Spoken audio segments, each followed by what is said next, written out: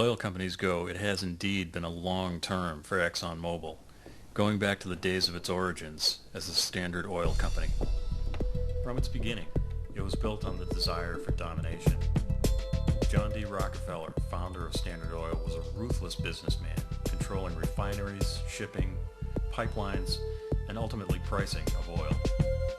From 1879 to 1889, 5 billion gallons of oil were exported from the United States.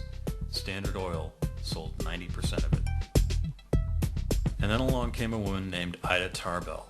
Long before muckraking journalism classics like Rachel Carson's Silent Spring, and even before Upton Sinclair's The Jungle, Ida Tarbell wrote The History of the Standard Oil Company and shook the foundations of the oil giant. Tarbell wrote in great detail about Standard Oil's business practices.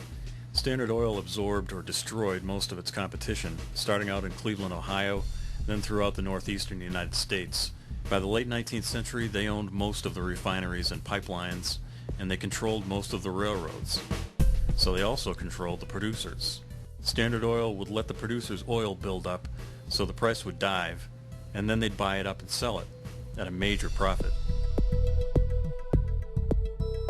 Tarbell's writing on Standard Oil fueled growing public anger against John D. Rockefeller and Standard Oil.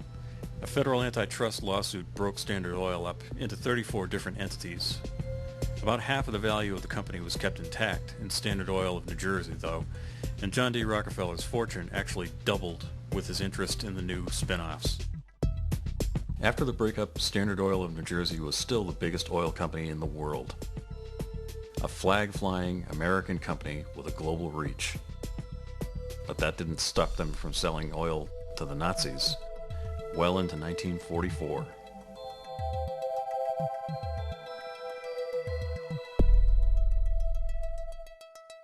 Standard Oil of New Jersey later became Esso.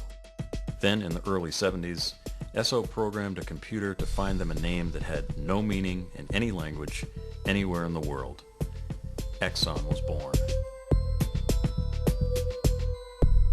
In 1999, Exxon and Mobil merged to become the largest private oil company in the world.